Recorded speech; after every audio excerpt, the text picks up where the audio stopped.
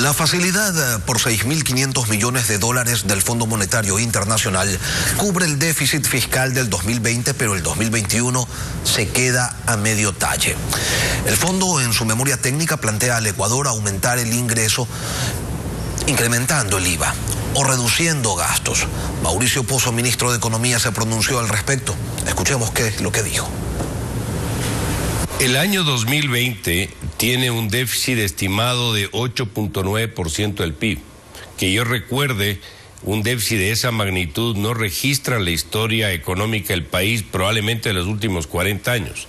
Y el déficit previsto para el año 2021 baja a cerca del 3% del PIB. Nosotros vamos a trabajar en una propuesta de una reforma tributaria, obviamente tendrá que ser decidida por un siguiente gobierno, pero una propuesta que simplifique, elimine y revise todo lo que tengan que revisar. Vamos a trabajar en paralelo en esta reforma con las otras dos, que van a ser también parte de la siguiente administración. Me refiero al tema laboral y me refiero al tema de la seguridad social.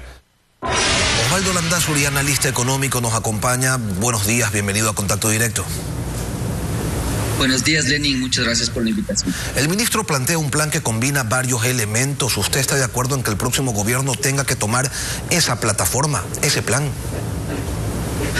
Mire, Lenin, yo creo que la gran pregunta que debemos hacernos más allá de lo que tenga que hacer el siguiente gobierno para entender la situación del país es al día siguiente en que nosotros utilicemos esos 4.000 millones de dólares que nos va a dar el Fondo Monetario Internacional para ponernos al día con gastos apenas. Es decir, nosotros debemos entender, no a través del fondo, no a través de un nuevo ministro, que la situación del país, la situación económica y fiscal debe tener cordura, debe tener racionalidad en el manejo. Y en esa línea, entonces, la gran pregunta es cómo usted es sostenible con o sin Fondo Monetario Internacional. Es decir, para mí el Fondo Monetario es una herramienta nada más, pero nosotros como ecuatorianos debemos plantearnos la pregunta que yo le estoy haciendo, es decir, más allá de entender que si el fondo le pide o no le pide cosas, es deber de la sociedad ecuatoriana lograr acuerdos mínimos que hagan que el país y la dolarización,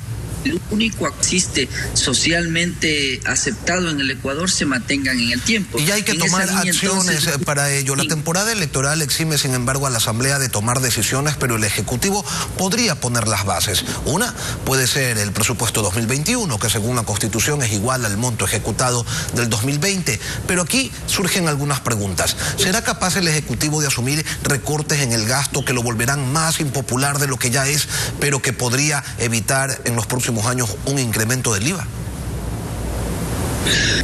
Lenin, es que si usted retoma la primera intervención, yo veo que es inevitable la situación de un ajuste, es decir, no importa el candidato que es el candidato de izquierda, el candidato de centro, cualquiera va a tener que en una serie de medidas que son áreas para entender otra vez la palabra que yo he utilizado, retomar la cordura del país. Y en esa línea entonces será una combinación probablemente la que debamos asumir los ecuatorianos. Yo lo que creo es que subir el IVA en estas condiciones sea una situación complicada, pensando en que el consumo está caído, pero si usted hace una reforma, haría probablemente combinar varios. Mire usted lo que está pasando con el famosísimo ISD. Es un impuesto que lamentablemente se ha tornado perverso en el país. Eso a cualquier administración que asuma el poder le va a tocar entender cómo cambia probablemente. Es decir, puede que tenga que disminuir el ISD, pero al mismo tiempo trabajar en aumentar impuestos. No sé si el IVA sea una salida. Tal vez silenciar impuestos, es decir, una serie de combinaciones. Osvaldo, me va a disculpar que lo interrumpa, pero estamos teniendo problemas de conectividad y lamentablemente no estamos escuchando de manera adecuada lo que usted está señalando. Vamos a irnos con un reportaje, resolvemos este inconveniente y luego retomamos la entrevista, ¿sí?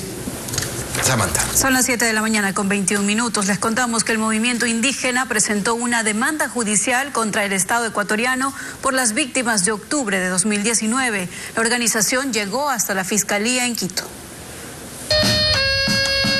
Aunque no en el número de hace un año, el movimiento indígena llegó al edificio de la Fiscalía en Quito para mirar cómo marchan las investigaciones relacionadas con la protesta de octubre de 2019. Porque no podemos aceptar injusticias, no podemos aceptar desigualdades. Los mismos dirigentes de la CONAIE que hace un año encabezaban la protesta. Ahora con megáfono en mano presentaban una demanda contra el Estado ecuatoriano por las víctimas de octubre, pero lo hacían en otro tono. No nos dejen solo, no dejemos solo a la asociación de víctimas, acompañemos compañeros y compañeras. Eran otras condiciones. Ahora llegaron menos y con mascarilla.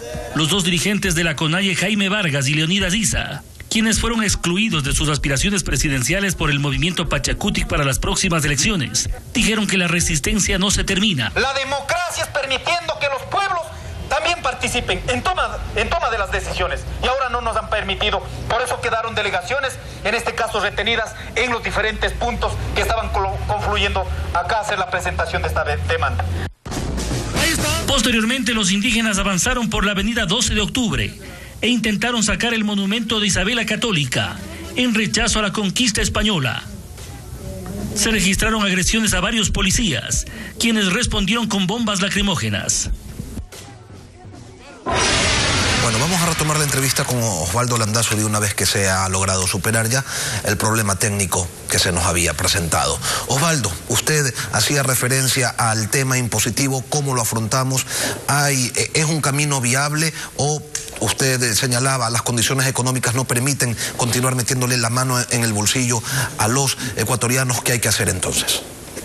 Es que mire, Lenin, la gran pregunta es de entender qué pasa, por ejemplo, si mañana usted aumenta un punto del IVA para alimentar un Estado que es obeso, que es ineficiente. Entonces, lo que nosotros debemos de entender ahora, Lenin, es cómo como ecuatorianos, perdón la redundancia, logramos hacer un presupuesto base cero. Yo creo que eso es fundamental en el país. Es decir, para cualquier decisión que pudiera tomarse, debemos ponernos de acuerdo como sociedad, que ese dólar adicional de impuestos no vaya a un saco roto, porque lo que está pasando ahora, y esa es la resistencia de la sociedad a tener más impuestos, es que usted alimenta a un Estado obeso que lamentablemente no tiene fondo.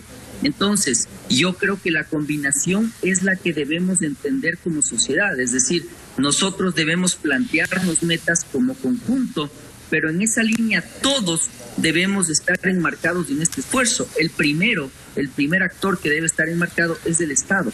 Es decir, si usted plantea más impuestos, no pueden ser para alimentar burocracia que no está agregando valor en la economía. En esa línea, la discusión no es entre un Estado débil y un Estado fuerte. La discusión no existe. Debemos tener un Estado fuerte, pero eficiente.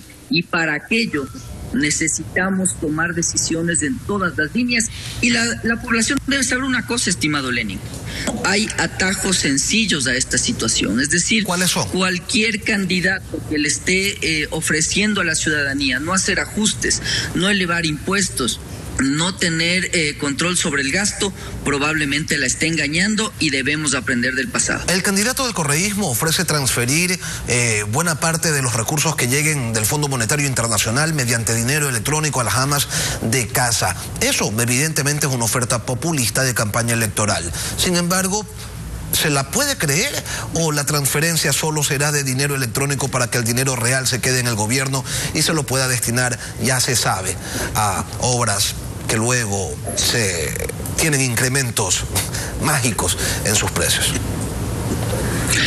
Eso yo creo que es parte de esta escena populista que yo le acabo de comentar, estimado Lenin. Es decir, yo veo que cualquier candidato que llegue al poder se va a encontrar con un Estado que está quebrado literalmente, y por lo tanto debemos trabajar en 4 ejes que son fundamentales.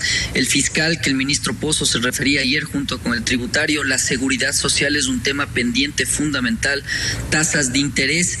Y sobre todo, y ahí voy a su pregunta de manera específica, Lenin, el mejor subsidio que se le puede entregar a una persona, la mejor ayuda, es darle empleo. Y en esa línea, los candidatos deberían centrar su propuesta no en seguir regalando para que la gente sobreviva, sino entregarles un empleo que le dé una actividad digna, una actividad que le pueda hacer subsistir en el tiempo. Si es que, insisto, los candidatos no ofrecen eso, probablemente sea más.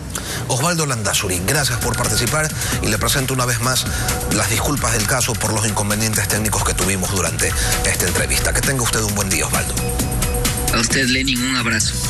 Una pausa y volvemos. Televistazo.